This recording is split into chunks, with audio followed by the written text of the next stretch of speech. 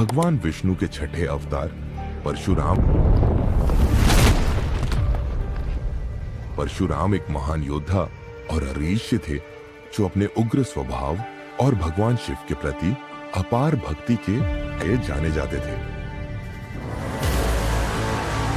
एक दिन कठिन तपस्या के बाद परशुराम ने भगवान शिव और देवी पार्वती के प्रति सम्मान प्रकट करने के लिए कैलाश पर्वत पर जाने का फैसला किया। वे अपने भगवान के प्रति निष्ठा के प्रतीक के रूप में अपना दिव्य चरण परशु लेकर चलते हैं।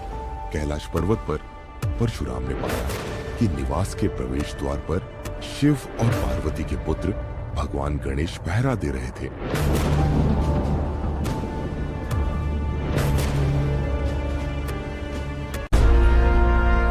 अपने कर्तव्य में सदैव तत्पर रहने वाले गणेश ने द्वार पर ही परशुराम जी को रोके हुए कहा, भगवान, मैं आपको अंदर नहीं जाने दे सकता। अरे, यह उनके बेटे और अभिभावक के रूप में मेरा कर्तव्य है। मैं भगवान शिव का भक्त हूँ। मुझे मेरे भगवान से मिलने से कोई नहीं रोक सकता, आप भी नहीं। संघर्ष शुरू होता है। भगवान शिव के प्रति अत्यंत समर्पित परशुराम गणेश के इनकार से क्रोधित हो गए। गणेश अपने कर्तव्य में उतने ही कठिन थे। आदिग्रह तीखी नोकझोंक जल्द ही संघर्ष में बदल गई।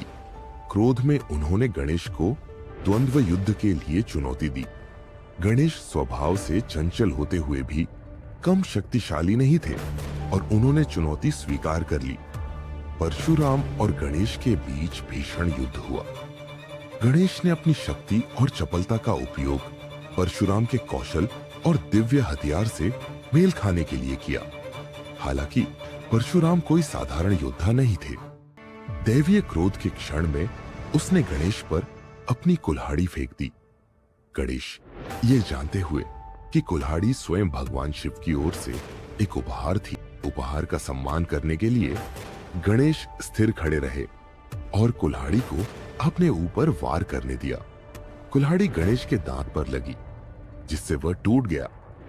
हंगामे से जागकर भगवान शिव और देवी पार्वती घटना स्थल पर पहुंचे। गणेश के टूटे हुए दांत को देखकर पहले तो पार्वती क्रोधित हो गई कि उनके निवास की रक्षा करना उनका कर्तव्य था। शिव ने गणेश की बुद्धिमत्ता और धैर्य के लिए उनकी प्रशंसा की।